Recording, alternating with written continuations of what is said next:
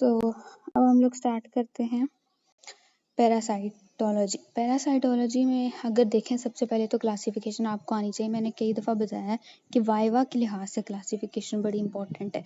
आपसे बैक्टीरिया, पूरी जो आपके बैक्टीरियाज हैं उसकी क्लासिफिकेशन भी पूछी जाती है, किसी भी चीज़ की पूछी जा सकती है और आपने उसको एग्जैक्ट वे में ही बताना है।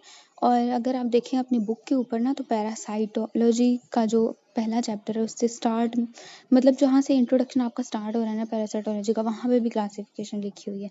लेकिन जो मैंने आपको सेंड की है ना, वहाँ से भी आप कर सकते हैं, एक ही चीज़ है। यहाँ पे थोड़ी सी डिफ़िकल्ट वर्डिंग में जो मैंने सेंड की है, ठीक है, तो हम लोग ना वहीं से देख लेते हैं उसकी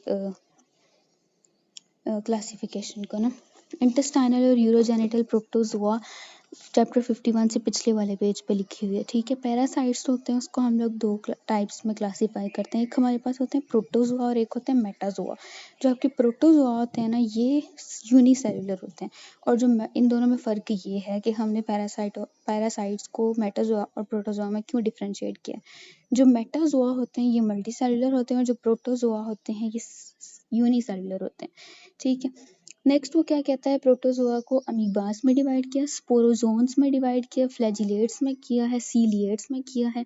नाम से जाहिर है कि जो जिनके ऊपर सीलियाज हैं उसको सीलिएट्स कहते हैं, जिसके ऊपर फ्लैजेला है उसको फ्लैजिलेट्स कहते हैं, ठीक है। इसके अलावा हमारे पास जो स्पोरोजोआ है, स्पोरोजोन्स हैं, ये हम टिश्यू पैरासाइट्स को बोलते हैं। और जो हमारे पास सार्कोडीना, ये हम लोग अमीबाज को बोलते हैं, ठीक है। उसके बाद आ जाता है मेटा, और इसकी मतलब डिटेल में नेक्स्ट चैप्टर सारे आएंगे, हर एक चीज़ के ऊपर, हर ये जो इन्होंने क्लासीफाई किया है पूरा चैप्टर है आपका, ठीक है। दूसरा है कि मेटाजोआ, या जो मैंने आपको बताया कि ये मल्टी सेलुलर होते हैं, ठीक है। इनको हम लोग हेलमेंट्स भी कहते हैं और इसको दो आगे उन्होंने फर्दर टाइप्स में डिवाइड किया हुआ। एक हमारे पास है प्लेटी हेलमेंट्स और एक है निमाथ हेलमेंट्स। जो प्लेटी हेलमेंट्स होते हैं ये फ्लैट वर्म्स हैं, ठीक है। अब फ्लैट वर्म्स को भी नेक्स्ट उन्होंने ट्रेमाटोड्स और कैस्टोड्स में डिवाइड किया। ट्रेमाटोड्स जो होते हैं ना, ये हमारे पास अनसेगमेंटेड होते हैं, ठीक है। जो कैस्टोड्स होते हैं ये टैप लाइक होते हैं, जैसे टैप वर्म्स हैं हमारे पास, और ये सेगमेंटेड होते हैं, ठीक है।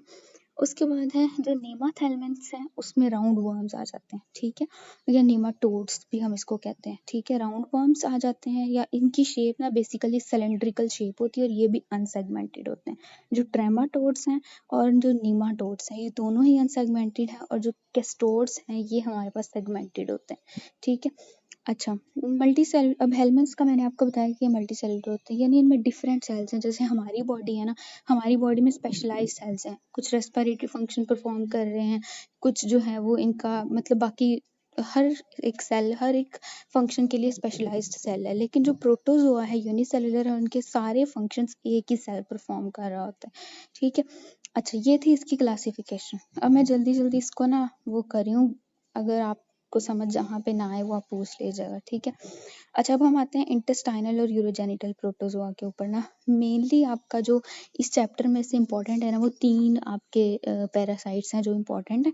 एक एंट अमीबा, जैसे आपने अभी पीछे पढ़ा है कि अमीबाज होते हैं, ठीक है। एक उन्होंने थोड़ा मुश्किल वर्डिंग में उन्होंने लिखा हुआ है, थोड़ा सा नेम्स को मॉडिफाई करके, ठीक है, लेकिन आप बेहतर है कि आप उसको भी याद कर लें, इग्नोर ना करें, ठीक है। अच्छा, अब एंट अमीबा हिस्टोलिटिका बहुत ज़्यादा इंपॉर्टेंट है। एंट अमीबा हिस्टोलिटिका का जो लाइफ साइकिल है ये हमारे प्रॉफ में भी आया था, ठीक है। आपको क्या आना चाहिए कि लाइफ साइकिल लाजमी, पूरी पैरासाइटोलॉजी में आपको लाइफ साइकिल्स लाजमी आने चाहिए। और एक ट्रिक मैं आपको बता दूं, जैसे वायरोलॉजी का भी में से भी 5 नंबर का पेपर आना है, पैरासाइटोलॉजी में से भी 5 नंबर का, यानी एक ही SCQ आना है। तो हमने कभी भी प्रॉफ में पहले वायरसेस को नहीं पकड़ना, हमेशा पहले माइकोलॉजी करें, पैरासाइटोलॉजी करें, ठीक है। जो टाइम आपका बचता है वो आपने उसको देना, क्योंकि आना एक ही SCQ है, ठीक है। तो 5 नंबर आपने पैरासाइटोलॉजी अच्छी तरह की हुई वो लाजमी आपको मिल जाएंगे, माइकोलॉजी की हुई तो मिल जाएंगे, ठीक है। वायरोलॉजी जो है अगर वो करने लगे तो आपके पैरासाइट माइको ये दोनों चीज़ें ही रह जाएंगी, ठीक है। तो कभी भी आपने इसको नहीं करना, वायरसेस को पहले स्टार्ट नहीं करना, बहुत लेंथी है ये। अच्छा, अब आप देखिए इसका इंट्रोडक्शन पहले हम लोग, अच्छा, और दूसरी चीज़ ये है कि जो आपकी पैरासाइटोलॉजी है ना, उसमें से आपको सिस्ट की डायग्राम, एग्स और सिस्ट वगैरह जो हम आगे पढ़ेंगे ना, इनकी डायग्राम भी आनी चाहिए, ठीक है। ओस्पी में तो ये लाजमी डायग्राम्स आ जाती हैं, लाजमी आती हैं, हर ओस्पी में आती हैं, ठीक है। एक से ज़्यादा स्टेशन होते हैं लेकिन प्रॉफ में भी पूछी जा सकती हैं, ठीक है।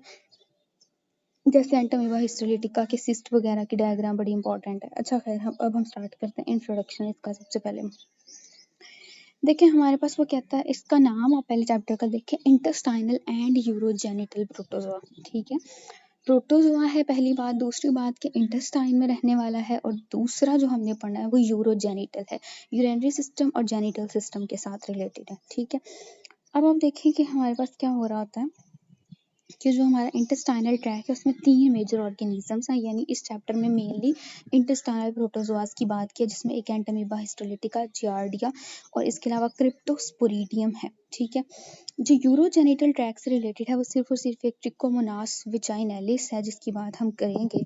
ठीक है, जो ब्लड और टिश्यू प्रोटोजोआ है वो कहता है इसमें हमारे पास are a varied group consisting of the flagellates.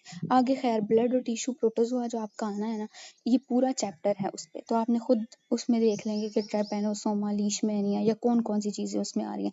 फिलहाल आप इसके पहले 2 पॉइंट तक रहेंगे, इंटेस्टाइनल ट्रैक में कौन कौन सी ऑर्गेनिजम्स होते हैं और यूरोजेनिटल ट्रैक में कौन कौन सी ऑर्गेनिजम्स हैं। ठीक है, अच्छा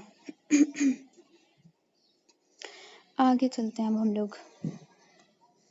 अच्छा, इससे नेक्स्ट है आपका table 51.1 major and minor pathogenic protozoa. Minor वाले तो आपने नहीं करने होते, ठीक है, मेजर वाले आपने देख लेने। मेजर वाले का हमने देख लिया, इंटेस्टाइनल ट्रैक में कौन कौन से हैं, यूरोजेनिटल में कौन कौन से हैं, उनके नेम हमने पढ़ लिए, और डिजीजेज जो जो को वो कराएंगे थोड़ी बहुत उनके नाम के साथ ही रिलेटेड है, कि अगर एंट अमीबा है तो अमीबियासिस करा रहा है, जियार्डिया है तो जियार्डियासिस करा रहा है, क्रिप्टोस्पोरिडियम है तो क्रिप्टोस्पोरिडियासिस करा रहा है। ठीक है, इसके नाम से ही ऑलमोस्ट रिलेटेड है। फिर है यूरोजेनिटल ट्रैक, जिसमें हमने एक ही पढ़ा, ट्रिकोमोनास विजाइनैलिस। ठीक है, ब्लड और टिश्यू प्रोटोजोआ ये मैंने आपको कहा कि नेक्स्ट चैप्टर में आपने बड़ी डिटेल में पढ़ लेना, पूरा चैप्टर ही इसी पे है, अभी इसमें जाने की ज़रूरत नहीं है। ठीक है, सो माइनर वाले आपने इतना करने की ज़रूरत नहीं है आपको। ठीक है, माइनर वाले बल्कि होते ही नहीं है सिलेबस में। अच्छा, अब आप आए फिगर 51.2 के ऊपर, features of medically important protozoa. ये फीचर हम साथ साथ पढ़ेंगे इंटेस्टाइनल और यूरोजेनिटल के। एंड पे इस टेबल को देखते हैं, फिर आपको इजीली आप इस टेबल को खुद भी सॉल्व कर सकते हैं। ठीक है, अभी पढ़ भी लिया तो समझ नहीं आने कि मैं क्या कह रही हूँ। ठीक है, उसके बाद आता है फिगर 51.3। ठीक है, medically important stages in the life cycle of the intestinal protozoa. ये आप देख लें कि हमारे पास एक होता है वेक्टर।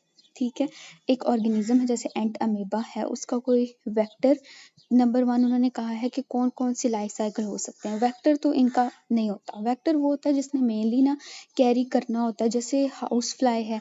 ठीक है, अगर वो एक डिजीज को कैरी कर रही है तो वो वेक्टर होगा। अगर टिक्स हैं, जैसे हम आपको याद हो टिक्स, माइट्स, ये सारी चीज़ें हमने बैक्टीरियोलॉजी में पढ़ी थी, तो वो वेक्टर होता है जो एक जगह से दूसरी जगह तक उसको ट्रांसफर कर रहा होता है, जैसे मॉस्क्यूटोज हैं। ठीक है, तो इनका इंसेक्ट वेक्टर तो खैर कोई भी नहीं होता। ठीक है, उसके बाद क्या है कि इनकी कौन सी स्टेज है जो कि इन्फेक्ट करेगी ह्यूमंस को। उस स्टेज में हमारे पास सिस्ट भी हो सकते हैं, और उस स्टेज में जो है वो हमारे पास ट्रोफोजाइट्स भी हो सकते हैं। और ये आपने सबका सेपरेट सेपरेट फीचर सिस्ट के भी पढ़ लेने और ट्रोफोजाइट के भी पढ़ लेने हैं। उसके बाद आता है stage in human most associated with disease, कि जो स्टेज जो है इनकी डिजीज कराने में इन्वॉल्व होती है। पहली वो स्टेज थी जो कि इन्फेक्ट कर रही है ह्यूमन को, दूसरी वो स्टेज है जिसने जाके ह्यूमन के अंदर डिजीज करानी है। ठीक है, तो वो लाजमी नहीं है कि अगर सिस्ट इन्फेक्ट कर रहा है ह्यूमंस को तो डिजीज भी वही प्रोड्यूस कराएगा। जब तक सिस्ट ट्रोफोजाइट में जैसे कन्वर्ट नहीं हो जाता एंटामीबा के केस में, तब तक डिजीज नहीं होगी। कौन सी डिजीज होगी, डायरिया है, लीवर एब्सेस है, ये हम देख लेंगे। ठीक है, अच्छा, जियार्डिया जब तक उसका सिस्ट ट्रोफोजाइट में कन्वर्ट नहीं होगा, अगर वो सिस्ट की फॉर्म में पड़ा रहेगा, cyst is a dormant form, तो फिर कभी भी डिजीज नहीं होगी। इसी तरह से बाकी भी ट्रोफोजाइट्स वाली फॉर्म ही ऑलमोस्ट जो है वो डिजीज के साथ एसोसिएटेड होती है। ठीक है, अच्छा, उससे नेक्स्ट अगर देखें important stage outside of humans, कि ह्यूमंस के बाहर, ठीक है, उनकी बॉडी के बाहर कौन सी स्टेज इनकी होती है। ऑलमोस्ट सब में ना वो सिस्ट फॉर्म होती है। ठीक है, यानी कि सिस्ट जो है वो आउटसाइड द ह्यूमन प्रेजेंट होगी। आप सपोज करें एक ह्यूमन है, ठीक है, जिसको भी इन्फेक्शन नहीं हुआ, उसके आसपास बहुत सारे सिस्ट हैं। ठीक है, इंटेस्टाइनल और यूरोजेनिटल प्रोटोजोआ के, तो जब वो इन्फेक्ट होगा वो इन्हीं सिस्ट के जरिए से इन्फेक्ट होगा। लेकिन फॉर प्रोड्यूस, क्योंकि ये सिस्ट डोरमेंट फॉर्म है, for producing the disease in cysts को लाजमी ट्रोफोजाइट में कन्वर्ट होना पड़ेगा। ठीक है, खैर अब हम लोग इसके सेपरेट सेपरेट फीचर्स पढ़ लेंगे। आगे आते हैं इंटेस्टाइनल प्रोटोजोआ। Intestinal protozoa